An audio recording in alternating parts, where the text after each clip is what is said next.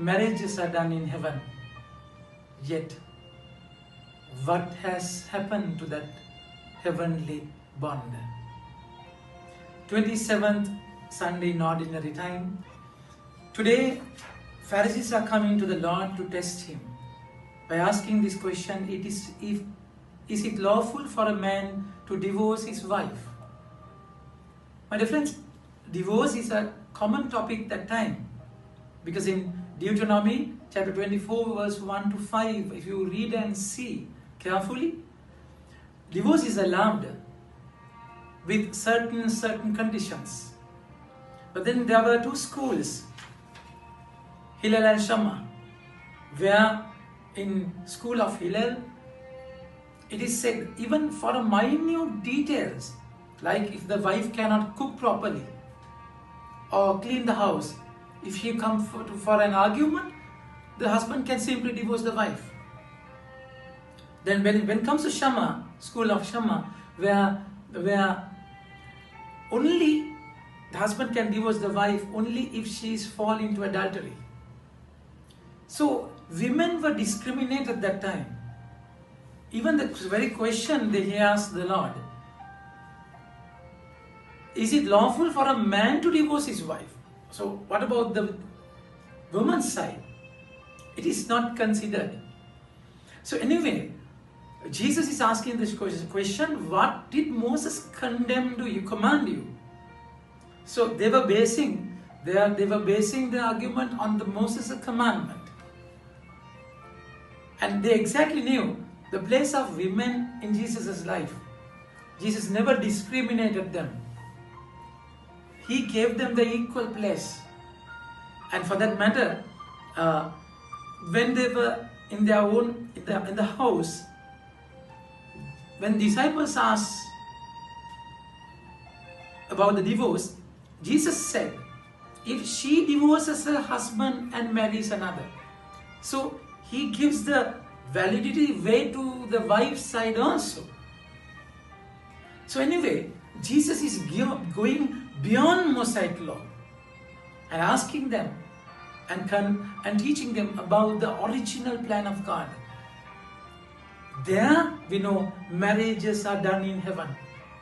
My dear friends, Trinity is a unity which cannot be, it's a Trinity, it's a unity, and it's a family. So God saw Adam and he was alone. And he said, Adam, there was not, and he said, you should not live alone. It is not good for you to live alone.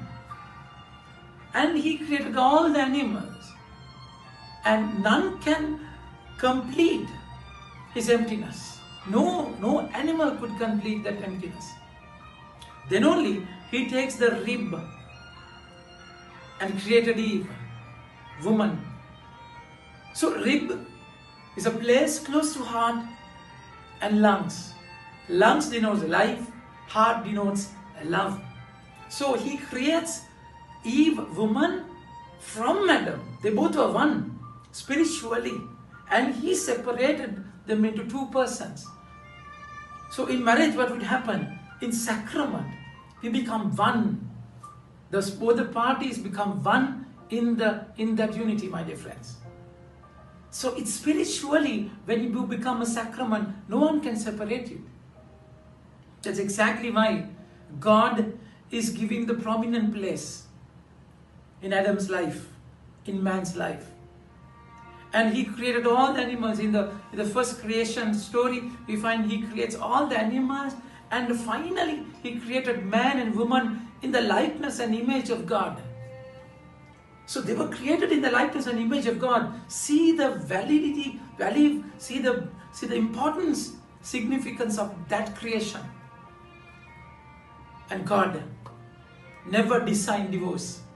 He never intended that either. He always wanted them to be united. Divorce is a separation, is a plan of devil, my dear friends. So in the past, and Adam was given, he took Eve to Adam, and he named Adam in a different way. He said, this at last is bone of my bones, the flesh of my flesh. She shall be called woman because she was taken out of man. So Adam named all the animals, but not Eve. She shall be called woman. We call that divine passive, my dear friends.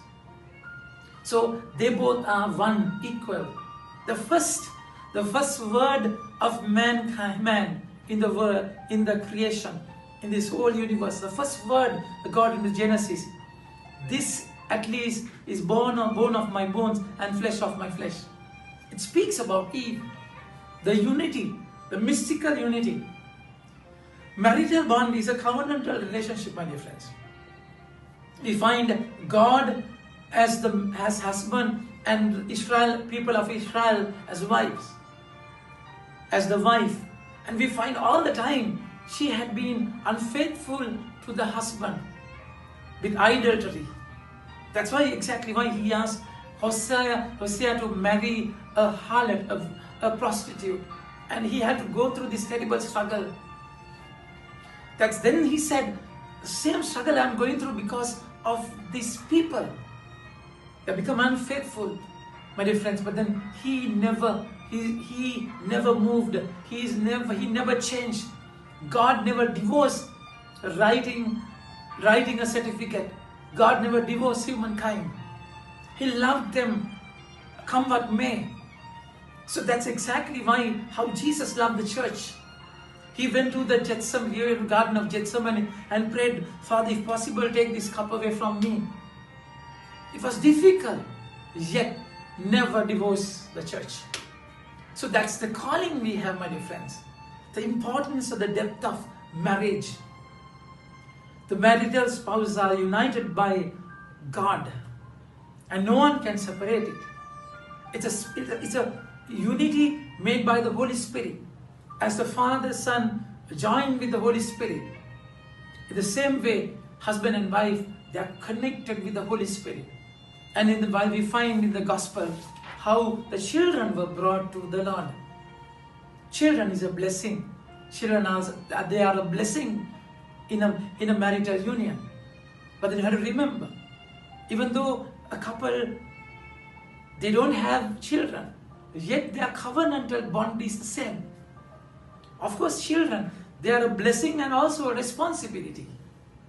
That's exactly why the Lord is saying, let them come to me. Let them come to me. So as parents, the best thing that you can do for your children is take them to the Lord. The world is so broken. The world is so polluted, isn't it?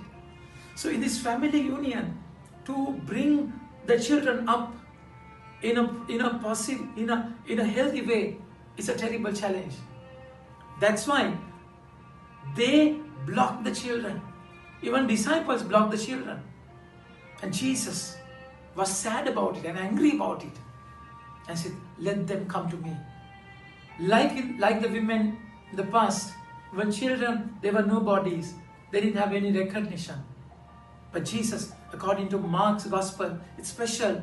What he did is special. And he took them in his arms and blessed them. Matthew speaks about it. Luke speaks about it also. Yet only Mark would say he would take them in his arms.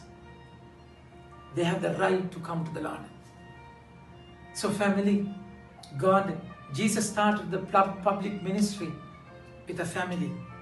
Not raising our dead, no. Family is important. That is the main segment in the kingdom of God, my dear friends. Main cell in the kingdom of God. So God has designed it. What God has united, let man not divide. Think about it. Have a nice day. May God bless you.